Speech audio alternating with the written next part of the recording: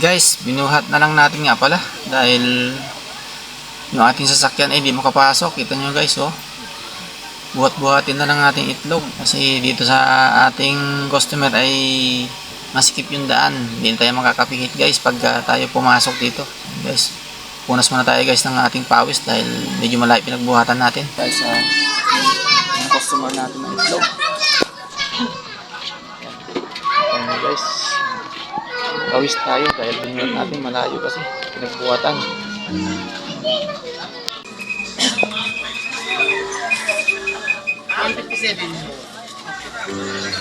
Guys, nag-deliver tayo sa ating customer ng itlog.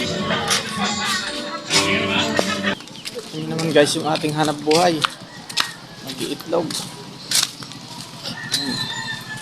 Dahil malayo guys yung pagdadala, hindi makapasok ng sasakyan, kaya ito tayo, buhat-buhat na lang kasi hindi tayo makakapihit mamaya.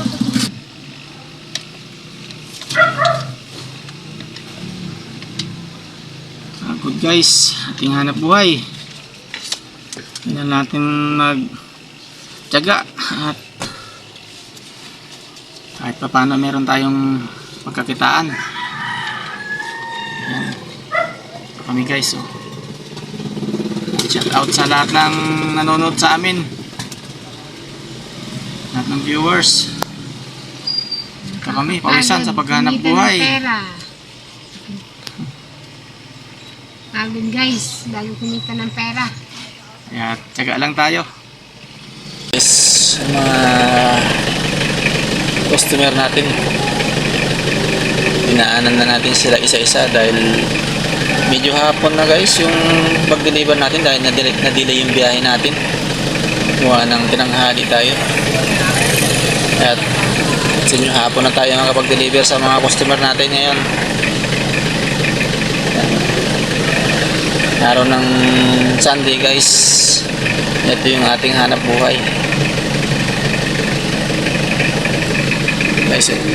Medyo marami-rami na guys yung maibaba natin sa mga customer. A few moments later.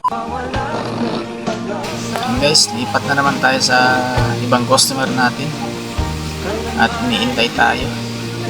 Ating pupuntahan lahat ng customer natin guys dahil sila ay nag-iintay. Gawa ng yung mga order na ng itlog sa atin, kailangan natin ihatid. Maraming salamat nga pala sa lahat ng followers natin at viewers na laging nanonood. Yes. Lipat-lipat lang tayo sa mga customer natin guys. So, hanggang dito na lang guys yung ating video. Salamat nga pala sa lahat ng walang sawang nanonood sa ating videos na na-upload, mga viewers natin. Thank you sa inyo lahat.